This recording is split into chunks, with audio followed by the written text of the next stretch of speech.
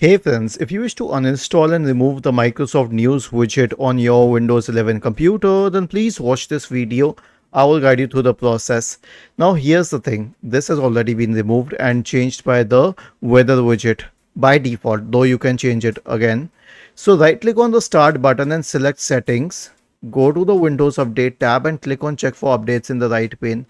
This will automatically update the app, but if it does not, then you can click on this option here. If you really do not want to check the news and all, then you can remove these individually, or you can all remove this app, this widget altogether. So right click on the taskbar and select taskbar settings. There's a switch here for widgets, you can turn this off. Was this helpful?